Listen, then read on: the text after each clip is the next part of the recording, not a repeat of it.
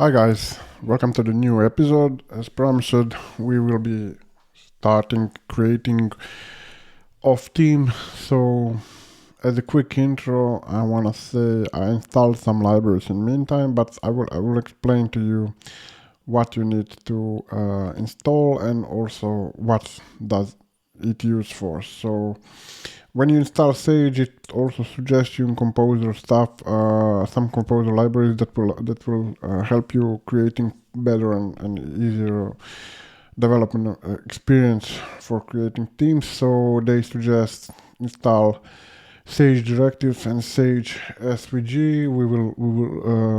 I already did that in the background, but you can also do it. So pretty easy, just Composer require that library. Then go for Sage directives. Sage SVG is basically a library that enable us to fast insert SVG files inside Blade templates. You just use add SVG and images logo or whatever path to your file is, and it will be automatically inserted in your template. Also, it enable adding some classes, which is super handy for either Tailwind or your own CSS classes, whatever you prefer. And Sage directives is basically similar to this, but on the larger scale. So if you go to the documentation, you will see that you have stuff like for WordPress related stuff like the content, the title, everything is super easy to insert, so you don't need to put the content, but instead you just put add content or add permalink, add URL, or whatever whatever WordPress function you want. You can go through the documentation to see. On the ATF side, it also have bunch of helper Blade templates, like instead of the field or get field, you just use field and the name of the field, or you can pass the ID. Also, there is you can read documentation. I don't need to go to each one by one, but we will later go as we are creating themes through a bunch of them. And then there is one library which is not suggested here, but I strongly suggest you to install it. It's called ATF Composer on the same author or everything, and it's ATF Composer. You install it. Once you install it, it will enable easy ATF fields, ATF option pages, Gutenberg blocks with ATF and all the good stuff around this. So you just do Composer require that command, and once you do it, you also need to publish the provider same as in the documentation. So you need to make sure you have those two in Composer. So in last episode, when we were saving, I also forgot to mention in the Acorn plugin, we also need to copy. We need to copy the wrong Acorn roots. So we need to copy this this line here. Let me show you. So when you require roots acorn, you also need to copy this under the script in Composer. So you make sure you have this line here under scripts. Just add after lint comma and copy this. This is basically when we are installing new libraries, it will automatically include them in Composer autoload file. So with that said, we are basically ready to go to actually create something. So how do we add this ATF field? How do we make theme options? How do we add any field that we want? We can show it on a simple example how to add an option page, which is basically ATF way of storing global variables that we can reuse on either pages, post, or whatever part of the theme we need them. So under ATF Composer, you can scroll down to generating an option page. You can just copy paste this command, and then inside your theme, do it through the IDE or through terminal. You can put that command, and we will delete the example. This is basically a name of our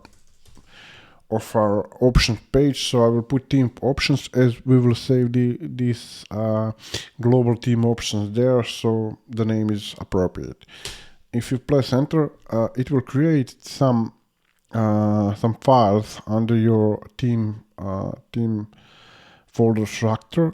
So in options folder, there will be a new file that is called theme options. If you, for example, create another option page, let's call it example, so you will see the difference, and press enter, you will now see the new file example is showed up, and the name is example, and there are some other. So if you now go to the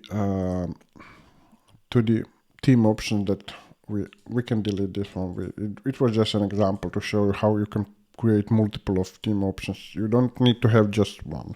You can have as many as you need them. Now, if we go to the theme itself and admin panel of the theme, you will see now we have these theme options settings inside dashboard. If you click it, it will show, notice here, items, item, and the same is here. So it's just a dummy field that can work and show you that you can add a field, but we don't need this repeater or anything right now. We can just, for time being, add a single file, a single field, sorry. The auto suggest already adding me some suggestion what I can add here. If you are not familiar with ATF completely, you can just go to ATF documentation and see all the file types you can add here. But let's go start simple. Add an image. We can call it logo. If you add a comma here, it will. My GitHub Copilot is suggesting me some predefined settings, but we can just use two of those. We will use label as logo. So this is the label of the field which will be shown in the themes options. So if we refresh now here, you will see now the label is logo, and it will allow me to select an image. But we also need to change one more options, which is a return format. We don't want an array. Sorry, return format array. We don't want an array, but we want an ID. Why do we want the ID? I will show you in a second. So ATF allows us to have different return formats for different files. So you can have image returned as direct URL to image. You can have an image ID, or you can have the array of image data is returned. So okay, we now have a logo. I can show you now how we can set this logo, how we can use it in theme, how we can add more files here. Let's start simple. So I will refresh just once more to make sure that my new ID option is picked up. I will select some logo. You can upload new image or use one media library, doesn't matter. And I need to also save this.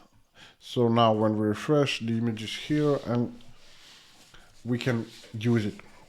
So under the front end, you will see now nothing is happening. There is no logo or anything, of course, because we haven't used any code to display it. So to be able to do that, we can have multiple ways to achieve this, but one is by using the composer's global composer ep file. So under that file, we have this data to be passed to view before rendering. So we are sending the array of data. So right now we have this site name variable, but we can add another one here with site logo, and then we can return just simple get field, a name of our field, which is logo. I should maybe call it site logo, but okay, just for the demo. We can change that later. And then we need to pass a post ID, which we will pass options as a mark or notice to HF that this is an options field, not a regular post ID field. When we save this site logo will be basically global variable. So under this is page template. Since we have set on the reading tab this page home as a static page, this is basically a home page. So under pages, I have this home, which is front page. I have some text, and if I go on front, you will see now this text is there. But we now need to set logo in our header. So this spark below, above the home is basically our header. So we can go to view component, we need to find the header here. So if you're not sure, you can just open everything, but it's under the section. So header blade PFP is the name of our header file. So you can change whatever you want here.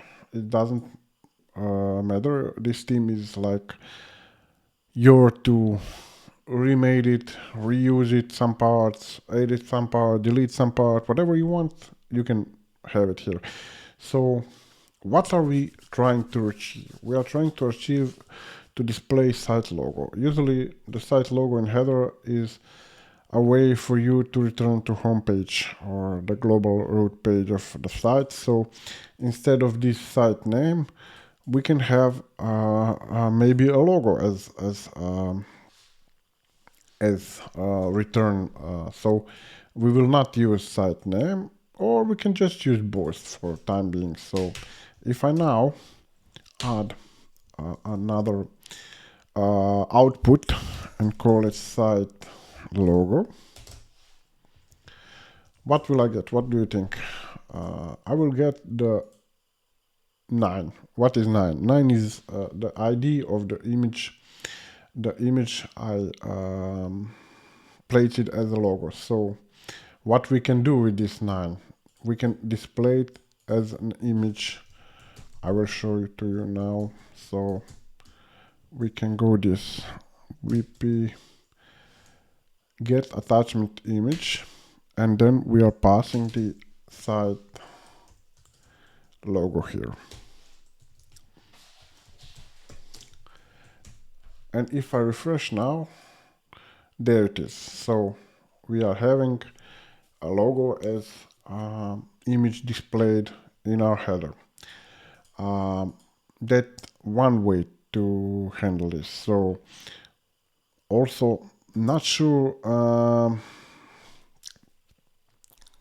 how much should I go with the blade templating in this tutorial, as I really suggest you to read the blade documentation. So if we had something like this, not with the exclamation point, but like this, then you would get sanitized output. Let me delete one, so I can show you the difference. So you would get basically an HTML tag, so it would not output the command, but you would get like text with HTML tags. So in order to avoid this, we are using the these two exclamation mark to notice blade that we are aware that this is unsafe output and this is a HTML output, but we still want it to be displayed. So if you refresh now, you will get the logo. We will later use again either this or that one with two curly bracket format, so you will understand more truly what is the difference. But you will notice that every WordPress command basically need to have this unescape, because the command itself is already escaping the output and there is no need for double escaping. Okay, so now we can delete the site name and just leave a logo here. And when we refresh, this Spark stuff will go and we will have only the logo. So we have logo and we have primary navigation in our header. But why the primary navigation is not showing? Because we haven't set anything as a navigation. So let's make a quick menu just to demonstrate this. So the WordPress is asking me to create some menu. I will call it main menu. We can create it and save it, and we should check the primary navigation. That is already registered by Sage, but we need to check it to include this menu. So now when you refresh, you will see you have a menu here, but why it's still looking weird? It's below the logo and everything. It's because we don't have any kind of styles here. So the Tailwind CSS or anything is still not here styled, so we need to add some classes here to make the header appear as we want. Let me start with some basic styling, and then in the next episode I'm planning to provide you with the actual Figma file, and then we will go section by section and adding more and more stuff until we have a complete theme set up the way it is in Figma design. This episode primary purpose was to show you how to get some output from the ATF inside the theme. So in order to style the navigation to show logo on the left and menu on the right, we need to have a class flex, and we also need to have flex justify between.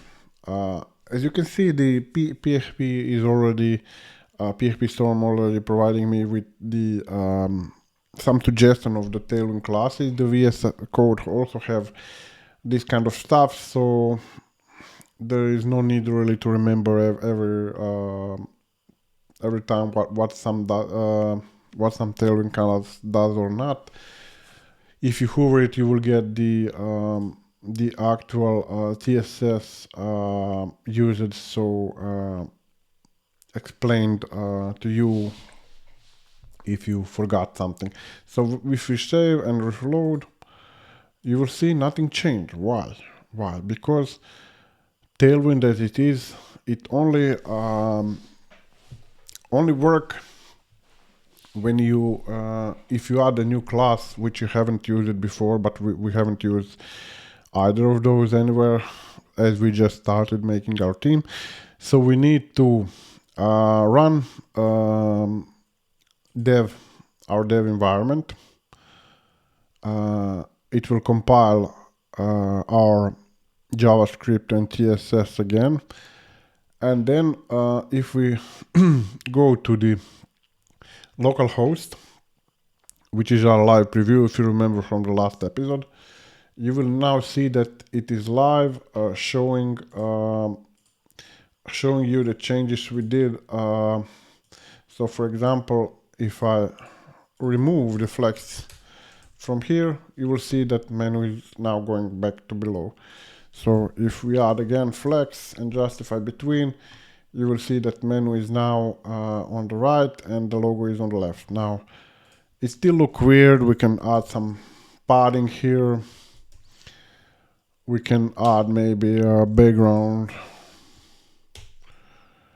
red or whatever, just to show you it is live previewing the header. Now, the menu also is going in column mode, not row mode. So how to fix this? We could probably put bunch of classes here, but it's not really readable. So what I prefer is to open another folder here inside the styles. So we can call it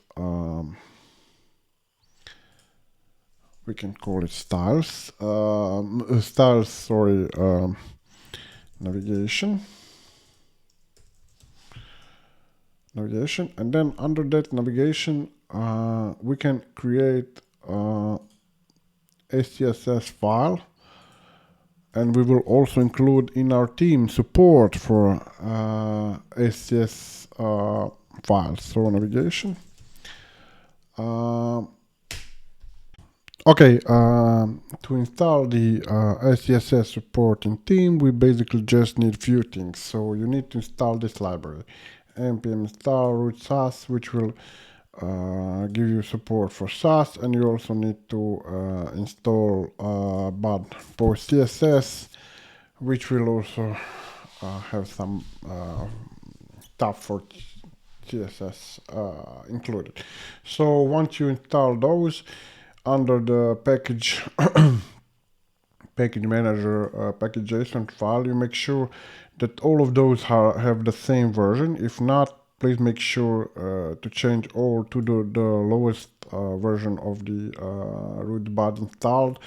Make sure they are all the same, else it won't work. So if you have some time difference between installing the theme and then installing the SCSS support, the version might be different and it will not work for you until you make all the same version. So once you do that, you just rename the app and editor CSS file to SCSS, and that's it. So you now have a fully valid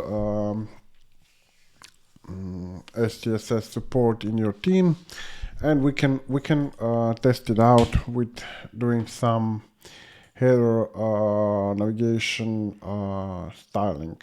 So okay, so with that said, we are basically ready to start some navigation as a basically a tutorial how to add some SCSS file and how to use it. So we have this theme location primary navigation menu class nav.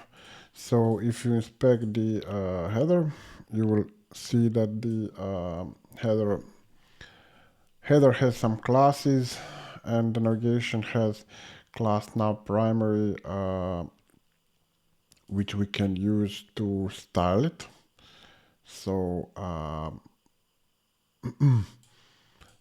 this nav primary, we can we can use that class in our SCSS file to target it and then do some nice stuff there. So we can for time being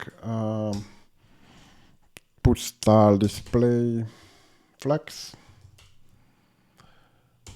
and why it's not refreshing changes, because we haven't included the navigation inside our import files. So we need to put navigation there. Once we put it, and it will pick up the style. So let's style it. We have class primary navigation. We have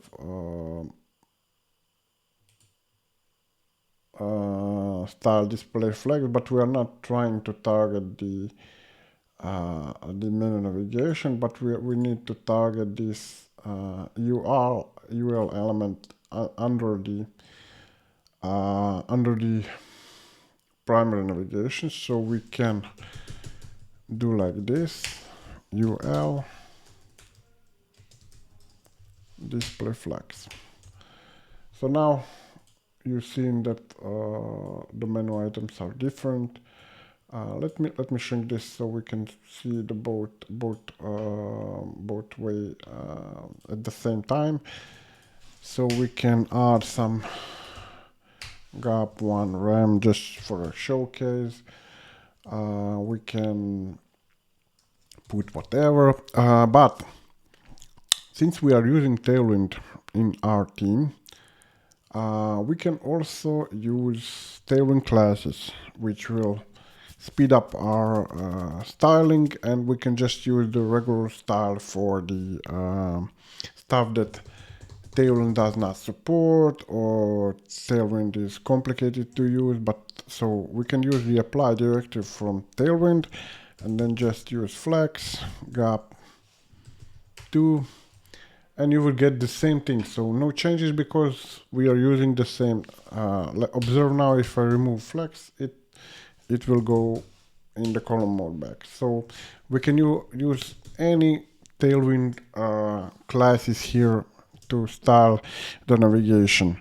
Notice that I'm also getting this preview of classes when I'm typing, and it's also using SCSS nesting functionality. So if I add something here and then again put apply text for 6XL, it will use those. So it enables us to use both Tailwind and SCSS stuff at the same time, which is making styling of theme a breeze. So basically it's super simple. You will see how easy it will be when we will be finishing our theme to achieve tiles and style everything correctly. So to conclude our lesson here, I will just remove this background and everything and just leave it like this until the next time when we will be actually using Figma design, reading the values there and transferring it to our custom theme. So for this episode, that is all, and see you in the next one really soon.